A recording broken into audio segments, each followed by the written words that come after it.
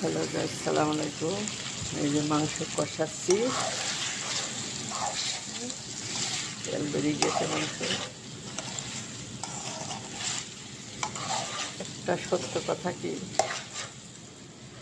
Guys, বন্ধুরা, পুরা ভাইয়ারা, ছেলে মেয়েকে খাতে অনেক কষ্ট হয়। ছেলে মেয়ে স্বামী খেয়ে খাতে অনেক কষ্ট হয়।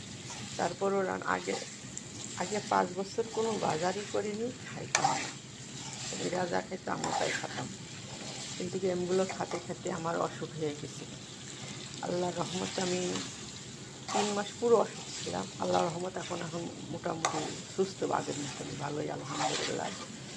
এই জন্যই এখন এই যে বাজার বিক্রি করে খাই। আমার সব আপুকে এমনই থাকে না, আমার মতন ছেলে মেয়েকে খাতে অনেক কষ্ট হয়। কিন্তু আমার ছেলে মেয়েকে খাইতেও, আমার স্বামী ছেলে মেয়েকে তারা খাচ্ছে, তাহলে কি হইব? মার হাতের রান্ধন মার হাতের তুলনায় হয় না। এই রান্ধনটা যদি আমার উমর ফারুক পাইতো, আমার মাহিমা সাতজনা পাইতো, তারা অনেক খুশি হতো।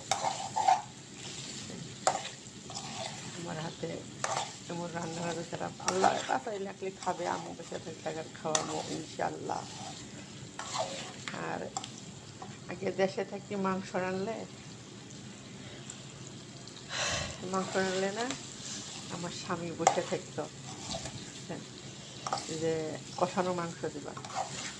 আমিও কী করতাম, যে কষানো মাংস আগে তারে খাইতে দিতাম। সে কষানো আমরা বেশি খাইতো, ঝোলেরটা কম খাইতো। কিন্তু আমার মার আমি দেখে গেছি, আমার মা সারা জীবন মাংস রানলে সারা জীবনই আমার বাপের জন্য আগে থেকে দেয় কষানোটা। আমার বাপ খায় কষানো মাংস, এই জন্য। তা আমরা সেখান থেকে শিখছি, সে মার কাছ থেকে শেখা, যে স্বামী যখন যা কয় তখন তাই শুনতে হইতে হয়।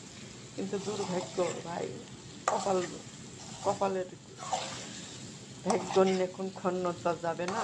আল্লাহ আমার ভাগ্য নিকেছে প্রবাসের বাড়িতে। এই জন্যে আজকে আমি 9টা বছর স্বামী সন্তান সবাইকে দিয়ে আমি ঘুরে থাকি। 9 বছর আইসি, 9 বছরে একদিনও বাড়ি যায়নি, একবারও। আল্লাহ বাসালে একবার 10 বছর পরে যাবো ইনশাল্লাহ। আপনারা দোয়া করেন বেশি বেশি, আমি যাতে আমার ছেলে মেয়ের কাছে একটু ভালো ভালো ঠিক মতো পৌঁছতে পারি। আজকে ভিডিও বানাই না, তো আজকে মনটা বলে একটা ভিডিও বানাই, এমনি গল্প দিয়ে আমার ছেলে মেয়ে। আল্লাহ ইনশাল্লাহ আমার ছেলে মেয়েগুলো অনেক ভালো, অনেকই আল্লাহর কাছে লাখ লাখ শুক্রিয়া। তারা আমাকে দিয়ে বছর পর বছর আছে। তারা